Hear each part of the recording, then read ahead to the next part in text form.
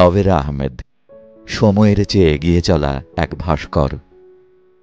প্রথা ভাঙা নভেরা সেই পথেই হেঁটেছেন যে পথে কেউ হাঁটেননি।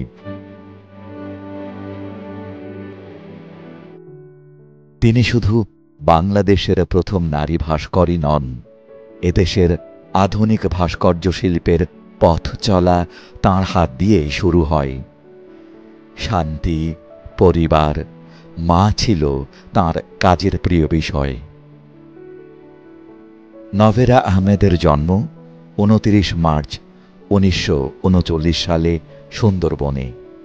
বাবা সৈয়দ আহমেদ, পৈতৃক নিবাস চট্টগ্রামে। শৈশব থেকেই শিল্পানুরাগী নভেরার ইচ্ছা ছিল ভাস্কর্য করার।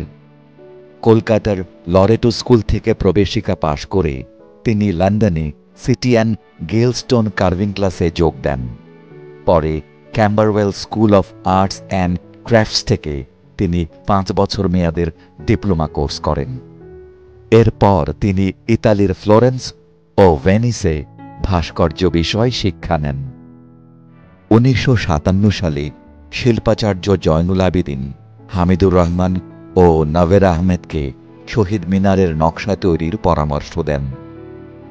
সৈয়দ শামসুল হকের মতে ঢাকার কেন্দ্রীয় শহীদ মিনারের নকশাটির বীজ উক্ত হয়েছিল প্রধানত নভেরারই করটিতে।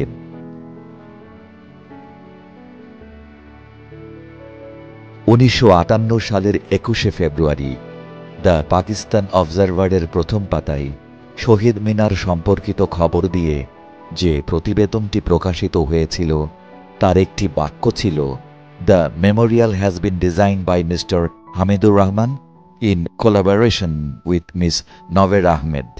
পরে অজ্ঞাত কারণে শহীদ মিনারের নির্মাতা হিসেবে তার নামটি সরকারি কাগজে বাদ পড়ে যায়।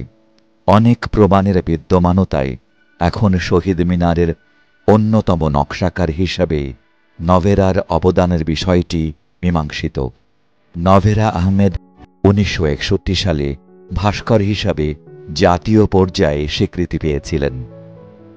১৯৯৭ সালে ভূষিত হয়েছিলেন বাংলাদেশ সরকার প্রদত্ত সর্বোচ্চ বেসামরিক সম্মাননা ২১শে পদকে। সংস্কৃতিতে ২০২৫ সালে মরণোত্তর স্বাধীনতা পদকের জন্য মনোনীত হয়েছেন তিনি। তাঁর দাম্পত্য সঙ্গী গ্রেগরি দ্য বুমস।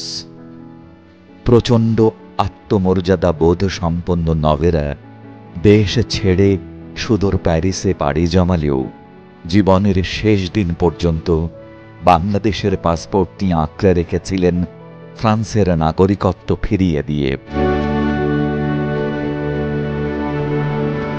পর্বত সম অভিমান নিয়ে ২০১৫ সালের ৬ মে নীরবেই চলে গেলেন না ফেরার দেশে। তবে তাঁর ভাস্কর্যগুলো চিরকাল বলে যাবে সময়ের চেয়ে অগ্রগামী, স্বাধীন চেতা, অসাধারণ এক নারী জন্মেছিলেন এদেশে।